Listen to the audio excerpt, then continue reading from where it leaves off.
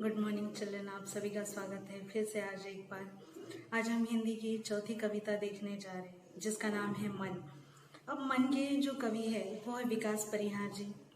विकास परिहार जी का परिचय देखते हैं। उनका जन्म 1983 यानी 1983 में गुना मध्य प्रदेश में हुआ है। अब विकास परिहार जी ने 2000 से लेकर 2006 तक भारतीय वायुसेनाओं को अपनी सेवाएं दी। उसके बाद पत्रकारिता के क्षेत्र में यानी जर्नलिज्म के क्षेत्र में रेडियो से भी वे जुड़े रहे। उसके बाद साहित्य में विशेष रुचि होने के कारण वे नाट्य गतिविधियों से भी जुड़े रहे। अब ये जो हाइकु विधा है ये जापान में सबसे लोकप्रिय विधा कही जाती है। अब ऐसा भी कहा जाता है कि हाइकु विश्व की सबसे छोटी कविता कही जाती है। अब 5वें दशक में हिंदी साहित्य ने बड़े ही खुले मन से हाइकु को स्वीकार किया है। अब उसी के साथ साथ ये जो स्टांजा होता है इस हाइकु का, ये 5, 7, 5 यानी कुल मिलाकर 17 वर्णों से बना हुआ होता है। अब इस कविता में विकास परिहार जी ने अपने अलग अलग अनुभवों को बताया है।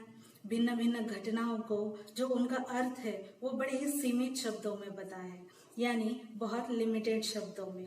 अब ये कविता 17 वर्णों की होती है लेकिन इसका अर्थ बहुत ही गहरा होता है। तो चलिए बढ़ते हैं आज के हमारी जो कविता है मन उसके तरफ। तो सबसे पहले कवि क्या कहते हैं देखिए उनकी कविता की पंक्तियां। घना अंधेरा चमकता प्रकाश और अधिक, घना अंधेरा चमकता प्रकाश और अधिक।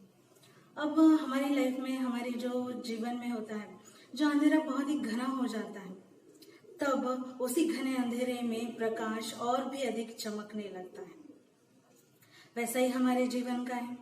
हमारे जीवन में बहुत सारी अनुकूल परिस्थितियां आती है, प्रतिकूल परिस्थितियां आती है और इन प्रतिकूल परिस्थितियां बिल्कुल अंधकार के रूप में आती हैं।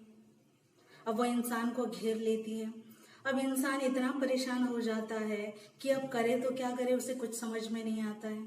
लेकिन कहते हैं ना कि 100 दरवाजों में से अगर 99 दरवाजे भी बंद रहे तो कहीं ना कहीं एक दरवाजा खुला ही रहता है और वही हमें उस अंधकार से निकालने का मार्ग बताता है। यानी बस हमें उसे ढूंढने की देर होती है। उम्मीद हमें बिल्कुल नहीं छोड़नी होती है, बिल्कुल उस जुगनू की तरह। अब ये जो जुगनू होता है इसका जो प्रकाश होता है वो दिन में उतना प्रकाशित नहीं होता है, लेकिन जैसे ही ये रात में चमकने लगता है तो किसी भटकते हुए इंसान को भी रात में मार्ग दिखाने का ये काम करता है। यानी जीवन में हमें बिल्कुल उस जुगनू की तरह बनना है जो हर किसी को मार्ग दिखाता है। चलिए आगे की पंक्तियां देखते हैं।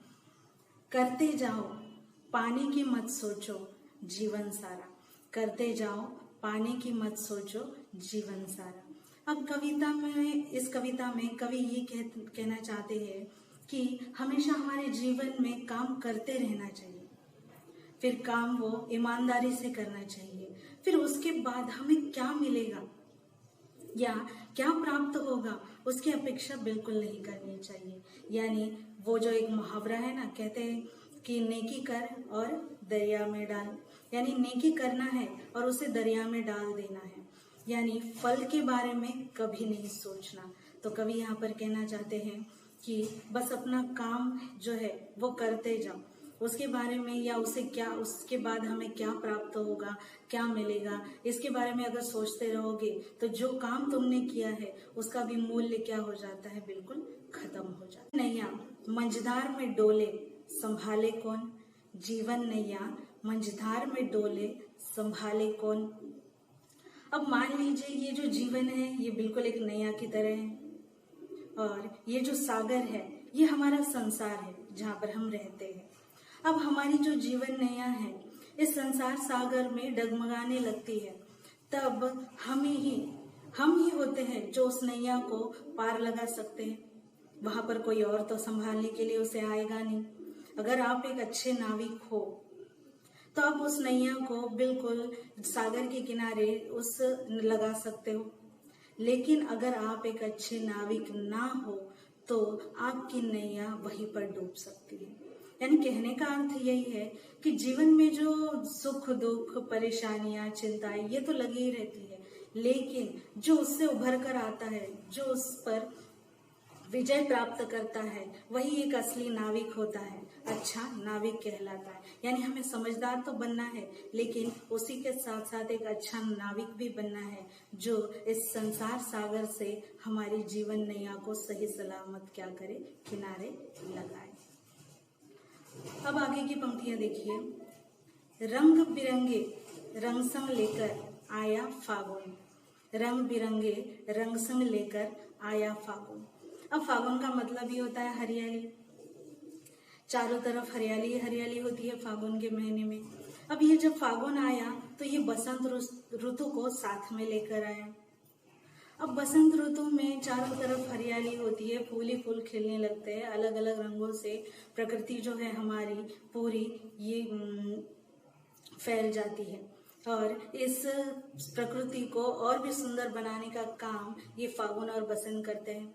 अब कवि कहना चाहते हैं कि इसी वजह से ये संसार है, ये प्रकृति है, इस प्रकृति का कुछ देर तक आप क्या करो, उसका आस्वाद लो, सब कुछ चिंताएं परेशानियां भूलकर इनके महीने का आनंद लेना, ये कवि यहाँ पर कहना चाहते हैं कि चिंताएं परेशानियां तो लगी रहती है, लेकिन जब कभी फागुन का महीना आता है तो उसका आनंद लिए बिना हमें बिल्कुल नहीं छोड़ना चाहिए। आगे देखिए। कांटों के बीच खिलखिलाता फूल देता प्रेरणा, कांटों के बीच खिलखिलाता फूल देता प्रेरणा।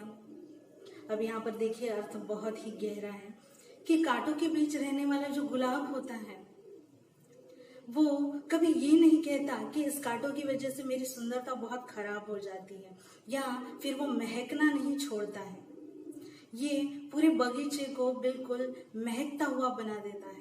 यानी कांटों के बीच भी रहने वाला गुलाब जो है वो हर एक को प्रेरणा देता है कि भले ही जीवन में कितनी भी कठिनाइयां आने दो, परेशानियां आने दो, लेकिन उस गुलाब की तरह बनना है।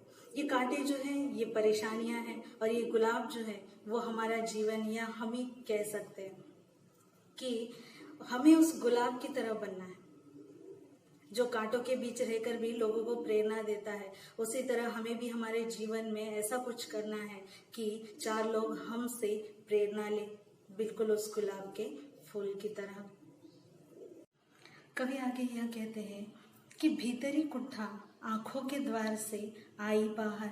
अब यहाँ कुंठा का मतलब होता है निराशा। अब इंसान जो है, इंसान का चेहरा और उसकी आंखें ये उसके मन का आईना होती है। उसके मन के भाव उसके चेहरे पर और आंखों में दिखाई देने लगते हैं। जब इंसान बहुत खुश होता है तो उसकी आंखों में एक खुशी की चमक दिखाई देती है, और अगर वही इंसान बहुत दुखी हो तो उसके चेहरे पर निराशा के साफ भाव दिखाई देते हैं। यानी ये जो आईना होता है, इस आईने से हम बिल्कुल उस इंसान के मन को पढ़ सकते हैं कि वो दुखी है या खुश है। अब इंसान जब बहुत निराश हो जाता है तो उसकी आंखों से आंसू निकलने आते हैं, और आंसू निकलने के बाद वो बहुत निराश हो जाता है, बहुत दुखी हो जाता है।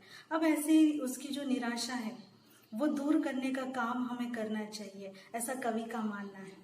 और इसीलिए हर एक इंसान को सामने वाले इंसान की आंखें और चेहरा ये पढ़ना आना चाहिए, हमें उसे प्रेरणा हर वक्त देते रहना चाहिए। आगे कवि क्या कहते हैं। खारे जल से धुल गए विषाद मन पावन, खारे जल से धुल गए विषाद मन पावन। अब यहाँ पर विषाद का मतलब है कि अगर हमारी कोई इच्छा जो होती है वो अधूरी रह जाती है, और उस अधूरी इच्छा की वजह से हमें बहुत दुख होने लगता है। तो यहाँ पर खारे जल हमारे आंसुओं को कहाँ है। इंसान है, इंसान से गलतियां तो होती रहती है।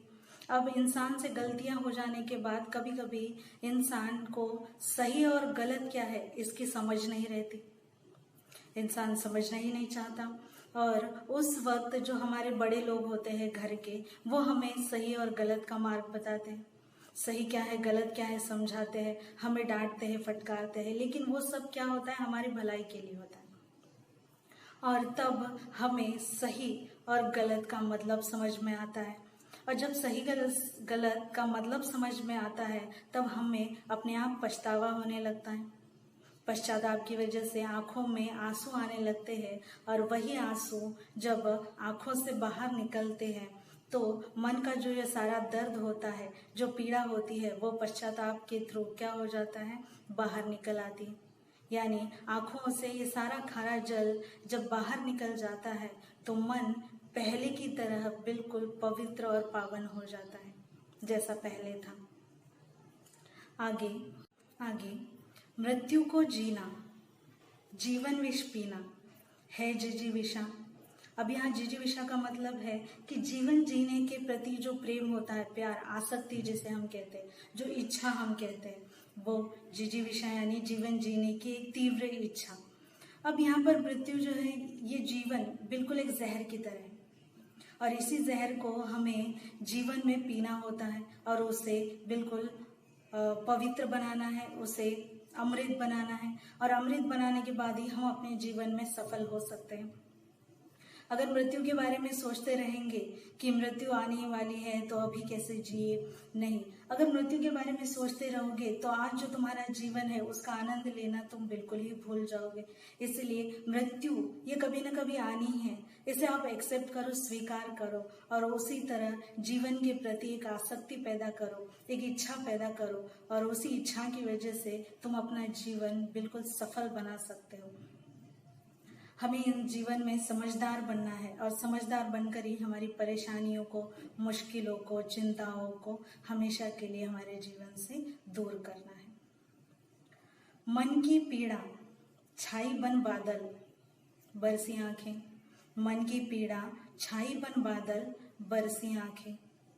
अब आसमान में जब बादल बहुत काले हो जाते हैं, बहुत घने हो जाते हैं, तभी बारिश होती है। उसी प्रकार जब मन की पीड़ा बहुत गहरी हो जाती है तब यही पीड़ा जो है वो आंसू के द्वारा आंखों से बाहर निकल आती है। अब कवि कहते हैं कि इंसान को इंसान के सुख में सुखी होना चाहिए तो उसके दुख में दुखी भी होना चाहिए।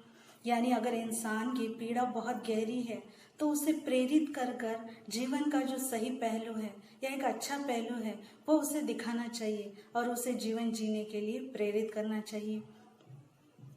आगे कवि कहते हैं कि चलती साथ पटरिया रेल की फिर भी मौन, चलती साथ पटरिया रेल की फिर भी मौन।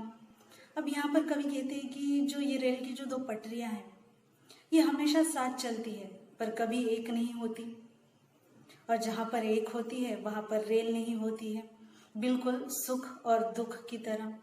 अब हमारे जीवन में सुख और दुख ये लगे ही रहते हैं, आते ही जाते रहते हैं, ये एक दूसरे के साथ ही होते हैं लेकिन ये कभी एक नहीं होते हैं।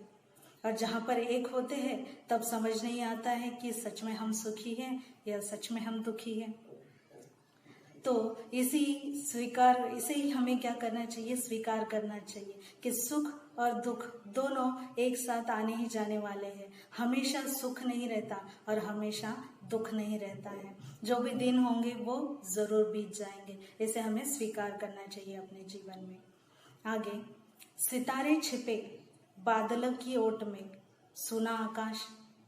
अब ये जो सितारे होते हैं वो आकाश का श्रृंगार होते हैं और इन्हीं सितारों की वजह से आकाश एकदम सुशोभित दिखता है। यानी ये सितारे आकाश की शोभा बढ़ाने का काम करते हैं। अगर यही सितारे आकाश में या बादलों के पीछे छुप जाए तो आकाश बिल्कुल सूना दिखाई देने लगता है, बिल्कुल नीरस दिखाई देने लगता है। अब हमारे जीवन में भी कभी कभी क्या हो जाता है, यानी हमारे जीवन में बहुत सारे इंसान होते हैं लेकिन कुछ इंसान बहुत ही महत्वपूर्ण होते हैं जिनकी भूमिका हमारे जीवन में बहुत ज़्यादा अहम होती है। अगर यही इंसान हमसे बात करना बंद कर दे या यही इंसान हमसे मुंह मोड़ ले तो हमारा जीवन जो है इन इंसानों के बिना, इन महत्वपूर्ण इंसानों के बिना निरर्थक हो जाता है। हमारे जीवन का कोई अर्थ ही नहीं रहता। फिर आगे देखते हैं। तुमने दिए जिन गीतों को स्वर हुए अमर, तुमने दिए जिन गीतों को स्वर हुए। कवि यहाँ पर कहना चाहते हैं कि ये जो कवि होते हैं इन कवियों में बड़ा ही सामर्थ्य होता है। ये जिसे भी शब्दों को स्वर देते हैं वो अमर हो जाते हैं। कहते हैं ना, जहाँ न पहुँचे रवि वहाँ पहुँचे कवि। यानी कवियों में बड़ा ही सामर्थ्य होता है कि रवि जहाँ न पहुँच पाता है वहाँ पर कवि पहुँच जाते हैं। और कवि इसी माध्यम से कहना चाहते हैं कि ये समाज में अपने शब्दों से परिवर्तन ला सकते हैं और वो समाज में परिवर्तन लाना भी चाहते हैं। आगे देखिए, सागर में भी सागर में भी रहकर मछली प्यासी ही रही। सागर में भी रहकर मछली प्यासी ही रही। अब जैसा कि आप जानते हैं, सागर में बहुत सारी जल राशि होती है, यानी बहुत सारा जल होता है, लेकिन वो जल पीने योग्य नहीं होता है, उसे हम पी नहीं सकते। बिल्कुल उसी प्रकार इंसान कितना ही बड़ा और धनवान क्यों ना हो, लेकिन अगर वो किसी जरूरतमंद की अपने जीवन में सहायता नहीं करता है तो उसका जो बड़ापन या उसकी जो अमीरी होती है वो किसी काम की नहीं होती, वो बिल्कुल व्यर्थ हो जाती है। तो यहाँ पर अगर अपना बड़ापन दिखाना है या अपना बड़ापन जो भी है वो किसी की मदद करने से ही बड़प्पन दिखता है। यहाँ पर ये जो कविता है वो खत्म होती है, समाप्त होती है।